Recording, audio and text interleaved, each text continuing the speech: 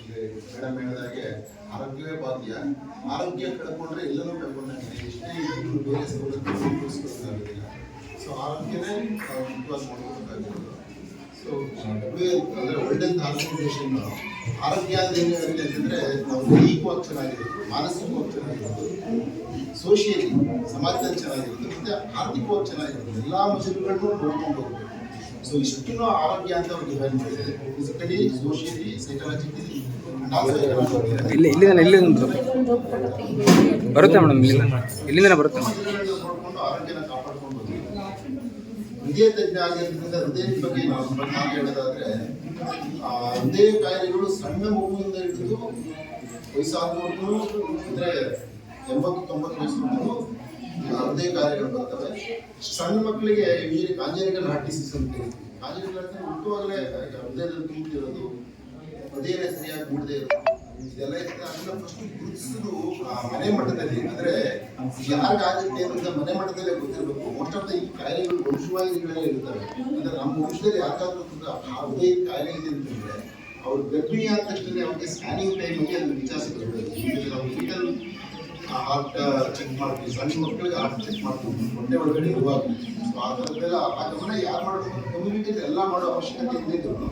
ಯಾರು ವಂಶಗಳಲ್ಲಿ ಕಾಯಿಲೆ ಇರ್ತದೆ ಅವರು ಸ್ವಲ್ಪ ಅದ್ರ ಬಗ್ಗೆ ಗಮನ ಹರಿಸ್ಕೊಳ್ಬೇಕು. ಇತ್ತೀಚೆಗೆ ಏನಾಗಿದೆ ಅಂದರೆ ಚಿಕ್ಕ ವಯಸ್ಸಿಗೆ ಹಾರ್ಟ್ ಅಟ್ಯಾಕ್ ಆಗಿದೆ. ಹಾರ್ಟ್ ಅಟ್ಯಾಕ್ ಅಂದರೆ ಆ ಹೃದಯ ರಕ್ತ ಹೋಗಿದ್ರೆ ಹೃದಯ ರಕ್ತನಾಳಗಳು ಬಂದಾಗ್ಬಿಟ್ಟು ಬೇಗ ಸುತ್ತೋಗ್ತಾರೆ. ಅಂದರೆ ಒಂದು ಸಡನ್ ಡೆತ್ ಅಂತ ಹೇಳ್ತೀವಿ. ಒಂದು 4 ಅವ್ರಿಗೆ ನೋವು ಬರುತ್ತೆ, ಈಗ ಮಿಕ್ಸ್ ಆಗುತ್ತೆ, ಸುತ್ತೋಗ್ತಾರೆ. ಅದು ಏನಂದ್ರೆ ಒಂದು 20ರಿಂದ 40 ವಯಸ್ಸು, ಈ ವಯಸ್ಸಿನ ವ್ಯಕ್ತಿಗಳು ಎಸ್ಪೆಷಲಿ ಸೆಲೆಬ್ರಿಟೀಸ್ ನೋಡ್ತಾ ಇರ್ತೀವಿ. ಮೂವಿಲಿ ಆ್ಯಕ್ಟ್ ಮಾಡೋದು, ಯಾರು ಫೇಮಸ್ ಆಗಿರೋದು. ಹಿಂಗಾಗುತ್ತೆ ಇದು ಅಂತಂದರೆ ಮೋಸ್ಟ್ ಆಫ್ ದ ಟೈಮ್ ಅದನ್ನು ವಂಶವಾಹಿನಿ ಇರುತ್ತೆ. ಅಂದರೆ ಆ ವಂಶಗಳಲ್ಲಿ ಬೇಗ ಹಾರ್ಟ್ ಅಟ್ಯಾಕ್ ಆಗುತ್ತೆ. ಈ ಥರ ಕೆಲವು ಜನಗಳಿಗೆ ಏನಪ್ಪ ಅಂದರೆ ಸ್ಮೋಕಿಂಗು, ಆಲ್ಕೋಹಾಲು, ವ್ಯಾಯಾಮ ಮಾಡದೇ ಇರೋದು, ಈ ಥರ ಕಾರಣಗಳಿರ್ತವೆ. ಇವನ್ನೆಲ್ಲ ಒಂದು ಸತ್ತು ನೋಡ್ಕೊಂಡ್ರೆ ವ್ಯಸನಗಳಿಂದ ದೂರ ಇರೋದು, ಟೊಬ್ಯಾಕೋಯಿಂದ ದೂರ ಇರೋದು, ಆಲ್ಕೋಹಾಲಿಂದ ದೂರ ಇರೋದು, ವಂಶವಾಹಿನಿಯ ಸಂಬಂಧ ಕಾಯಿಲೆ ಅಂತ ತೋರಿಸ್ಕೊಳ್ಳೋದು. ನಮ್ಗೆ ಹೆಂಗೆ ನಮ್ಮ ಚಿತ್ರಣ ಹೆಂಗಿರುತ್ತೆ ಅಂತಂದರೆ ನಮ್ಮ ವಂಶದಲ್ಲಿ ಏನಾದರೂ ಕಾಯಿಲೆ ಇದೆಯಾ, ನನಗೇನಾದ್ರೂ ಸಕ್ಕರೆ ಕಾಯಿಲೆ ಇದೆಯಾ, ನಾನೇನಾದ್ರು ಸ್ಮೋಕ್ ಮಾಡ್ತಾ ಇದ್ದೀನ, ಈ ಥರದವ್ರಿಗೆ ಹೃದಯ ಸಂಬಂಧಿ ಕಾಯಿಲೆಗಳು ಬರೋ ಚಾನ್ಸಸ್ ಜಾಸ್ತಿ ಇರ್ತದೆ.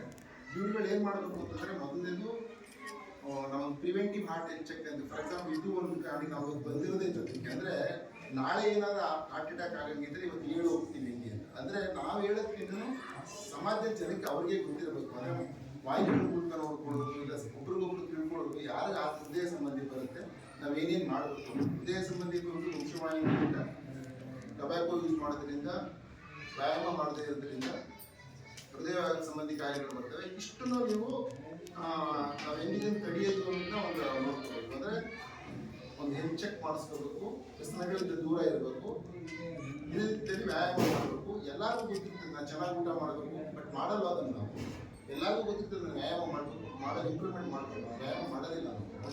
ಮೆಜಾರಿಟಿ ಆಫ್ ಬೆಳಗ್ಗೆ ಎದ್ದು ಒಂದು ರನ್ನಿಂಗ್ ಮಾಡಬೇಕು, ವ್ಯಾಯಾಮ ಮಾಡಬೇಕು, ಯಾರು ಮಾಡ್ತೀವಿ. ಎಲ್ಲರಿಗೂ ಗೊತ್ತಿಲ್ಲ ವ್ಯಾಯಾಮ ಮಾಡೋದು ಚೆನ್ನಾಗಿ ಕಾಣಿಸ್ತೀವಿ, ಆರೋಗ್ಯ ಚೆನ್ನಾಗಿರ್ತದೆ, ಬಟ್ ಯಾರು ಅದನ್ನು ಮಾಡಲ್ಲ. ಅದನ್ನು ಊಟ ಮಾಡಿದ್ರೆ ಚೆನ್ನಾಗಿರುತ್ತೆ, ಒಳ್ಳೆ ತಿನ್ಬೇಕು. ಮೆಜಾರಿಟಿ ಆಫ್ ದುಡ್ಡು ಸೇವ್ ಮಾಡ್ತೀವಿ, ಊಟಕ್ಕೆ ದುಡ್ಡು ಖರ್ಚು ಮಾಡೋದು. ಮೆಜಾರಿಟಿ ಸಮಾಜ ನಾನು 50 ವರ್ಷ ಆಗಿದೆ ನನಗೆ, ಚಿಕ್ಕದಿಂದ ನೋಡ್ಕೊಂಡ್ಬಿಡ್ತೀವಿ, ಇನ್ಕ್ಲೂಡಿಂಗ್ ಬಿ ಜಾಸ್ತಿ ದುಡ್ಡು ಸೇವ್ ಮಾಡ್ತೀವಿ ಹೊರತು ಅದು ನಾವು ನಮಗೆ ಅಂತ ಖರ್ಚು ಮಾಡ್ಕೊಂಡಿಲ್ಲ. ಇಷ್ಟಪಡೋದು ಯೋಚನೆ ಮಾಡ್ತೀವಿ, ಊಟ ಮಾಡೋಕ್ಕೆ ಯೋಚನೆ ಮಾಡ್ತೀವಿ, ಒಳ್ಳೆ ತಿನ್ಬೇಕು.